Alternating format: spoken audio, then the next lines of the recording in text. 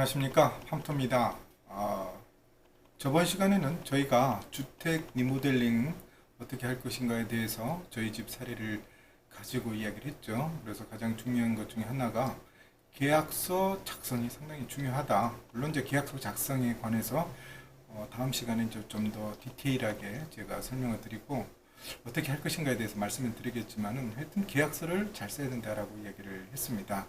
우선 그건 일종의 시작하기 전에 명심을 해야 될 사항을 지금 제가 말씀드렸던 거고요. 오늘부터는 본격적으로 리모델링을 한다, 인테리어 공사를 한다는 가정에서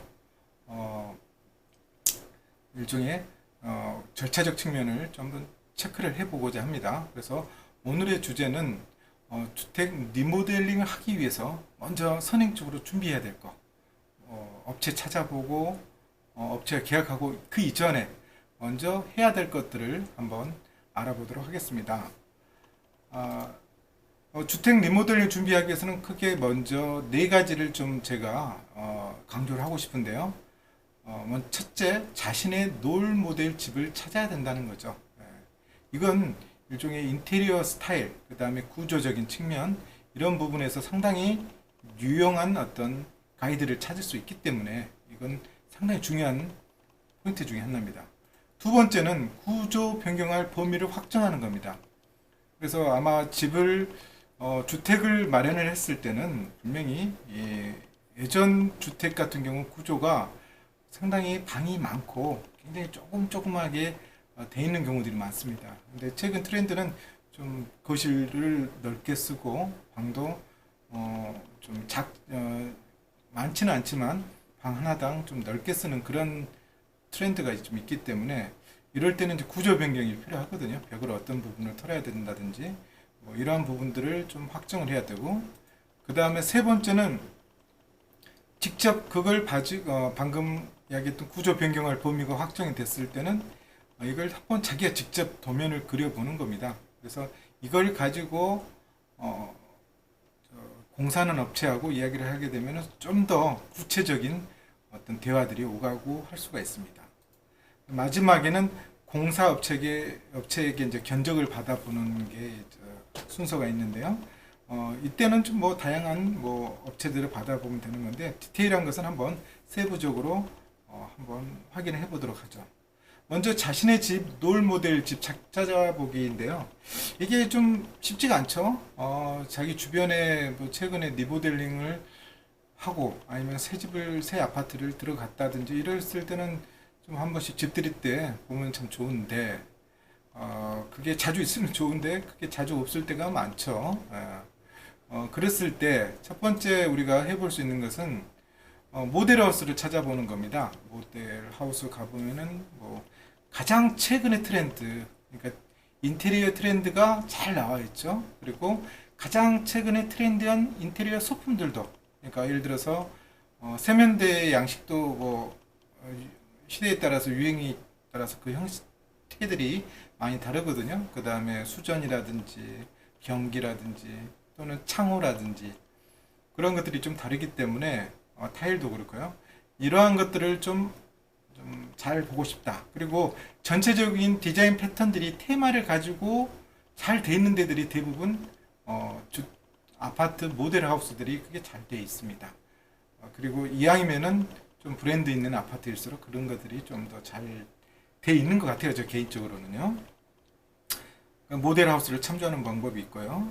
두 번째는 최근에 입주하기 시작한 아파트들 있잖아요. 좀 찾아가면은 대부분 인테리어 업체들이나 이런 업체들이 그 아파트의 입주민과 인테리어 계약을 하면서 한 달 동안 구경하는 집으로, 그러니까 입주 전에 인테리어 업자들이 다른 입주민들이나 외부에서 볼 수 있게끔 그 집을 활용할 수 있게끔 계약을 하면서 DC를 해주는 경우가 있어요. 그러한 집들을 구경하는 집이라고 하는데요. 이런 구경한 집을 가면은 일종의 그런 트렌드를 좀 더 또 확인을 해볼 수가 있습니다. 그리고 업자들의 실력도 볼 수 있죠. 디자인 감각 이런 것들을 좀 확인할 수 있는 거고요.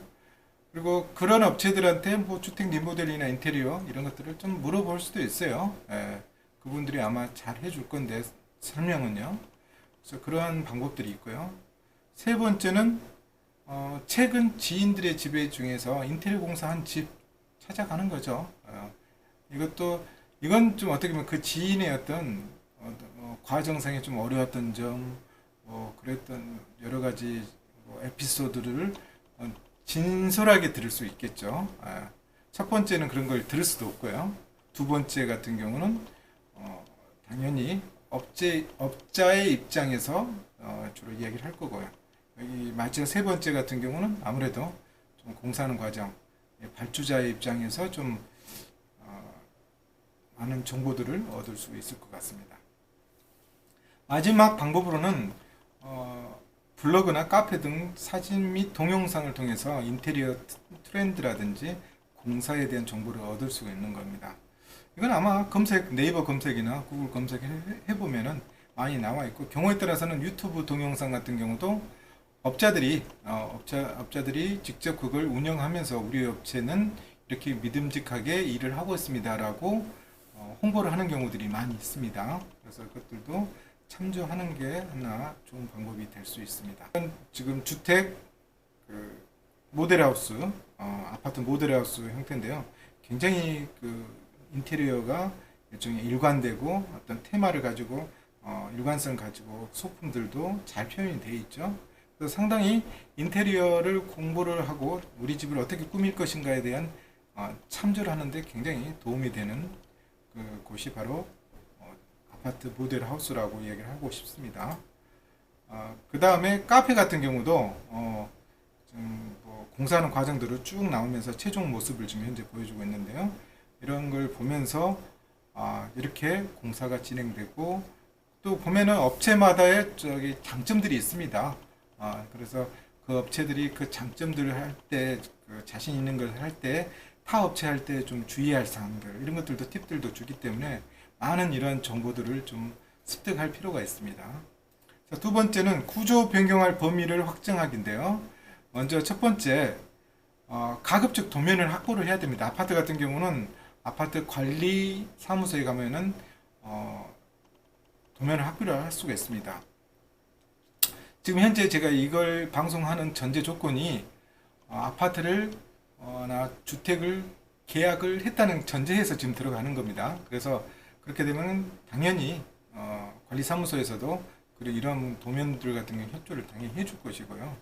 그 다음에 주택 같은 경우, 좀 오래된 주택 같은 경우는 없을 가능성이 많지만은 일종의 동사무소 가면은 일종의 서구청에 구청에 등록되어 있는 옛날에 대장들, 건물 대장들을 확인을 할 수가 있습니다. 없는 집도 있어요. 없는 집도 있는데 있는 경우는 기본적인 도면들을 확보는 할 수 있습니다.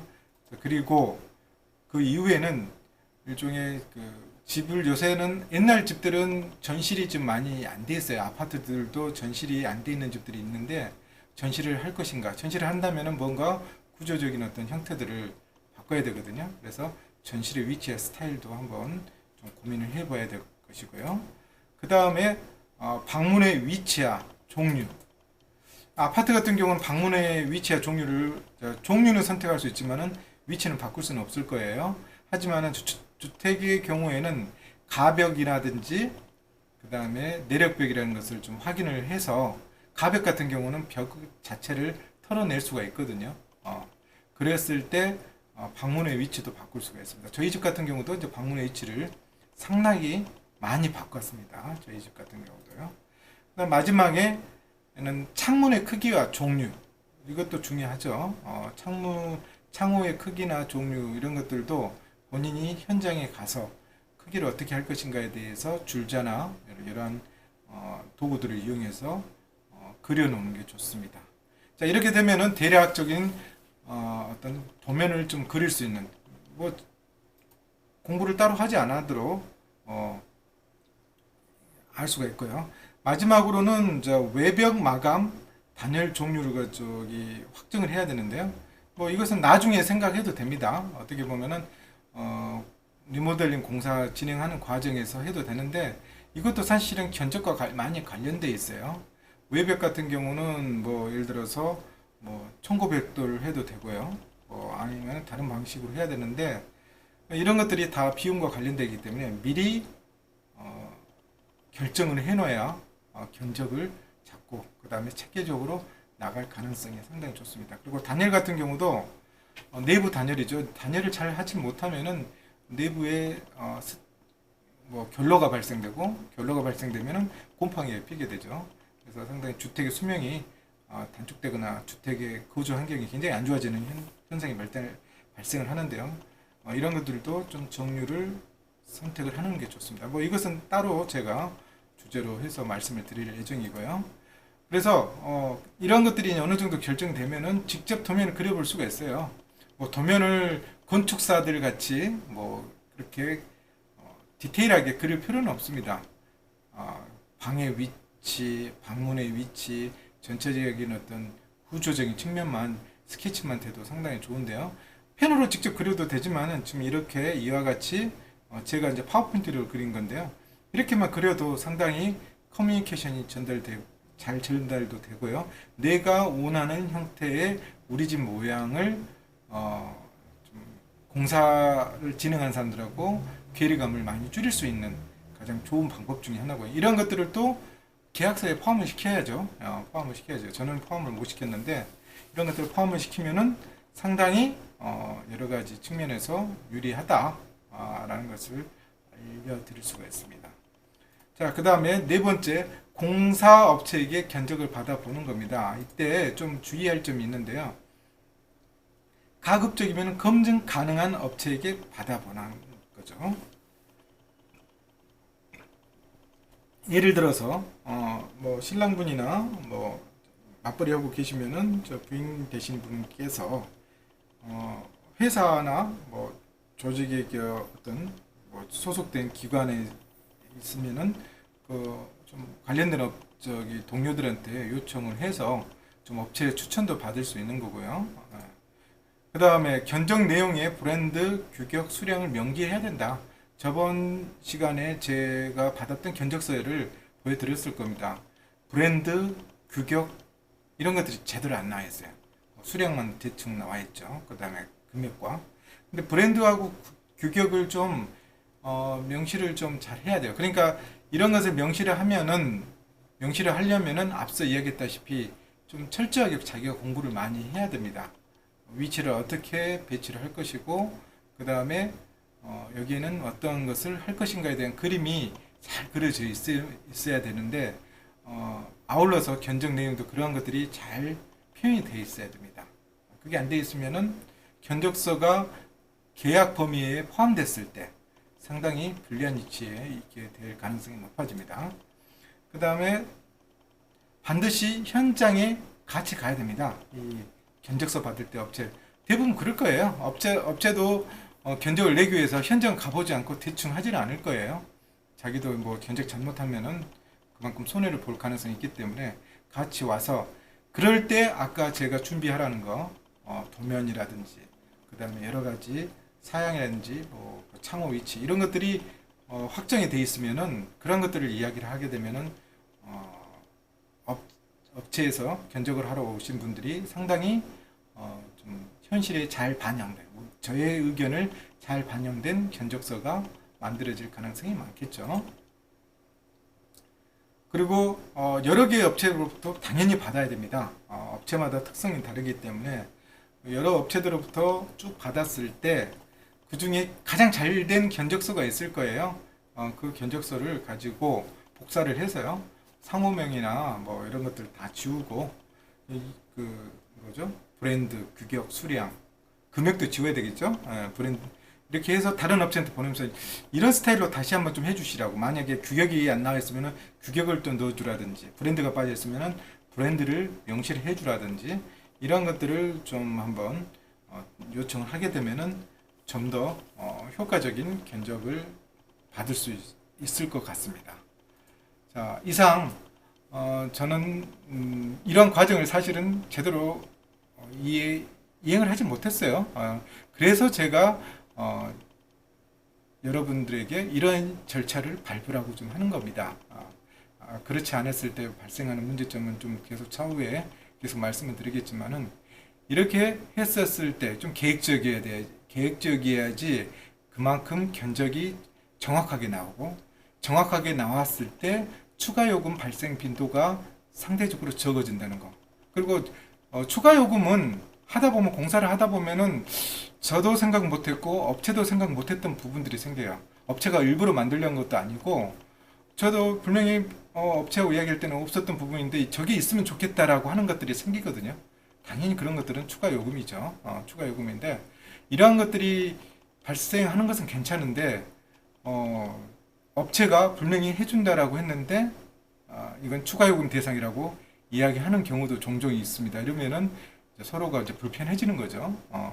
그랬을 때 발주자 입장에서의 어떤 권익이라든지 권리라든지 이런 것들을 좀 보호받기 위해서는 앞서 얘기했던 그런 것을 절차를 잘 준비를 하시면은 훨씬 더 원활한 공사 진행을 할 수 있는 어떤 기틀이 되지 않을까 저는 개인적으로 생각합니다. 다음 시간에는 한번 계약서 작성에 대해서 한번 이야기를 해볼까 합니다. 좀 디테일하게. 그래서 절대 업체가 제공하는 그런 계약서 쓰지 마시고요.